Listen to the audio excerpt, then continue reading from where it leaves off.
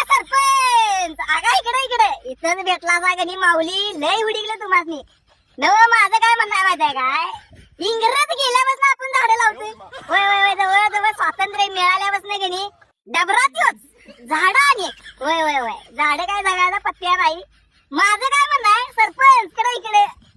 अखंड गावात भागात महाराष्ट्रात राहा बाकी जगात पिटू तिकडे महाराष्ट्रात जेवढे सरपंच आहेत की नाही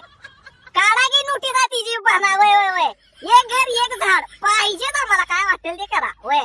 झाड लावा झाड जगवा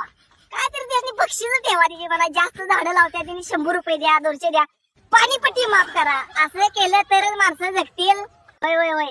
ऑक्सिजन मिळत नाही ऑक्सिजन ओझोनचं वर गणित फाटल्या लेअर लेअर फाटले काय काय वातावरणात गणित पट्टे बाद झाले झाडं लावली तर माऊली आपण जगणार आहे मी बी लावल्यात खाली वय मी काय असं पोकळ सांगित नाही झाडे लावा झाडे जगवा जय हो नाहीतर काय होणार माहितीये काय आम्ही जातो आमच्या गावात राम राम घ्यायला सुद्धा कोण शिल्लक राहणार नाही